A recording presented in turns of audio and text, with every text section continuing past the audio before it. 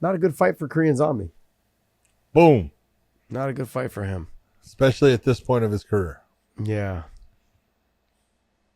I mean, he's been in so many battles, man. He hasn't fought since he lost to, he lost to who last? Brian Ortega, or was it not Brian Ortega? It was, no, Volkanovski. Volkanovski, right? I thought he fought someone after the Volk fight. No? Did he?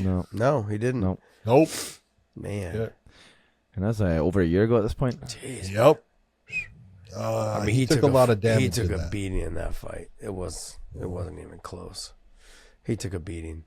Not a good fight for him, man. I mean, they're doing him dirty, I think, are in this situation. But then again, there's not a lot of easy fights in that weight class. Nope. So if you want to stay in that top 6, 7, whatever position he's in right now, what does he rank? He's 7? Yeah. Yep. Damn. Do you see 5 rounds on this, or do you see it ending I think early? Holloway puts it away. I don't see Zombie making it through to the 5th round of that fight. No. He's just not at this point. Like, I love him, and he's had some amazing fights. Historic fights. You go back, his fights with Leonard Garcia. Yeah. Come on. Holy shit. That was when dude, who is this guy? He was just unbelievable. But he's in that position, he's slowing down. Yeah. That little bit of speed loss is making a big difference in his ability to land the shots that he used to land, do the things that he used to do. And if there's one thing that we've seen out of Max there, he hasn't slowed down. His hands are still fast. He's got great footwork. He's not easy to take down. That would be the one place that I could give the Korean Zombie a chance of winning this. Because on the feet, we know Max can take shots. Like you said, they're not doing Zombie any favors. No, Max is too fast for him, and Korean Zombie's too hittable. Yep. So it's just going to be, I think it's going to be target practice. I think he gets him out of there probably by the middle of the 3rd or the early 4th. Yep. Middle of 3rd to early 4th, he gets him out of there somewhere in there.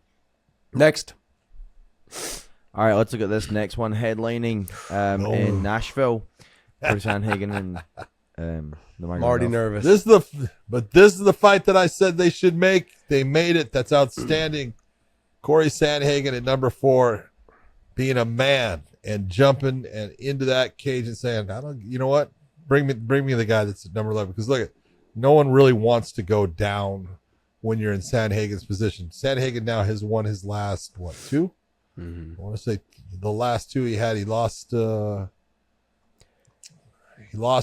Peter Yan in that interim battle. Yeah. But yep, he's won his last 2. Marlon Vera and Yadong Song, 2 very good fighters. And a lot of people didn't think that he lost the TJ Dillashaw, which was a split decision. So you got to give it up for him. Taking on someone like Umar Nurmagomedov is talented.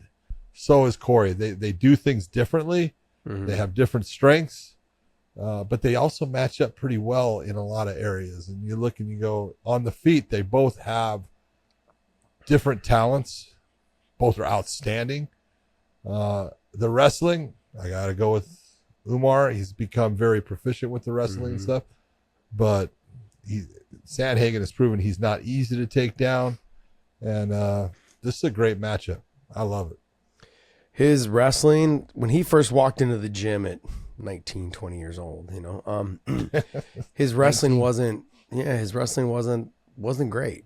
He was more of like him and his brother both were more like Taekwondo style strikers and that type of thing. So, but this young man, ever since I've known him, coach, show me this. I'm like, I'm not your coach, man. They call all the old people coach. They coach. Well, they're coach, right. He knows what you should be doing. Yeah, not coach. Fighting. It's coach. Coach, show me this. Coach, show me this. And so he's always been a sponge. How do you do this? How do you do that? And he just wants to know knowledge, and he'll pull me aside.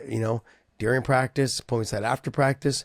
And even sometimes before we're even fully geared up, we get there at the gym. He's like, remind me, I want you to show me something I thought last night. I need you to. And so he's knowledgeable. This though, John, Sandhagen to me is probably the toughest matchup for him.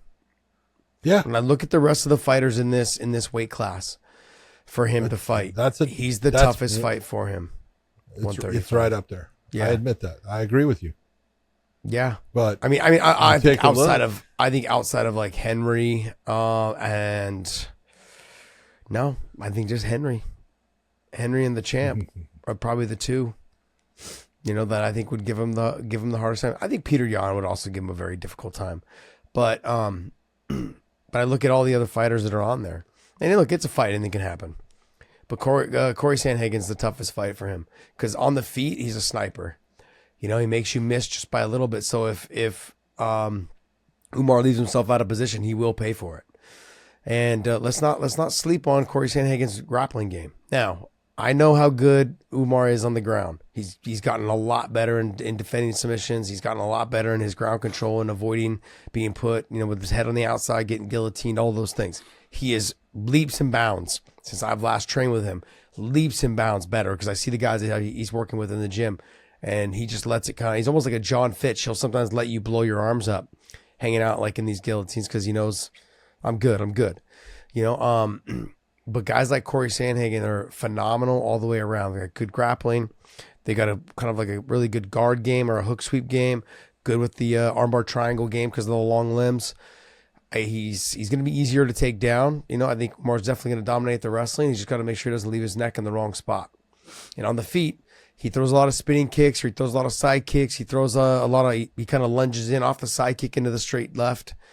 Those are the things you can't afford to leave yourself out of position, because if you leave yourself out of position, you're going to get countered, and you're going to get countered quickly. And Frankie Edgar found out, a lot of other fighters have found out, you can't dip your head against him. He catches on to your rhythm of which way you go. He sees the way you dip when you throw certain punches, and he's just going to throw the knee blindly because he's so tall. And so he gets the knee gets up there quickly, and if you dip into it, it's going to be over. It's going to be lights out. So he does not this mind. is a tough fight. He'll elevate at any time. Yeah. And makes him dangerous. This is a tough fight for him. And Umar's grappling's gotten a lot better in terms of submissions and obviously his wrestling, his control, all those things. But I don't want people to start overlooking it and going, man, because Corey's grappling is phenomenal. It's a tough fight. Look at you. You're already getting nervous. I am getting nervous, John. I was nervous as soon as I heard that this was the guy that they wanted him to fight. I was like, gosh, it couldn't have been like a Rob Font, or nothing against Rob, but mainly stand up. I was hoping he'd get the Sean O'Malley fight. But slim pickings. Hey, good fight though. I'm excited. Big step up in competition for him. Good for him. What else, Dave? All right, let's wrap up in this last main event that was announced for UFC Paris. We have Gane versus Spivak. Yeah, this is a clash of styles, really, because obviously everyone's looked at Gane, and look, Gane's a talented fighter. He didn't show it against John Jones. It's not an easy thing to show. But Spivak is like a giant walrus that just, you think that, he's slow. He's not. He's strong. He's powerful. He's going to match up well. He's a walrus. He got a body like a wall. A walrus just kind of goes, roll, roll. And Spivak looks that way, but he doesn't fight that way. Got it. Spivak has actually got speed, and he's got good takedowns. And when he gets in the top position, he's good. And if he puts Gane on his back, Gane's going to have problems. Now, Gane is a good athlete, and he's very good with his in and out. And I think Spivak on the feet is going to have problems with Gane. But if Spivak's able to get that takedown, and look, he's got nice trips. He's got good takedown ability. He's got good judo throws. He's got some talent when it comes to the grappling realm of this game. And his stand-up's not terrible. So it's an interesting matchup.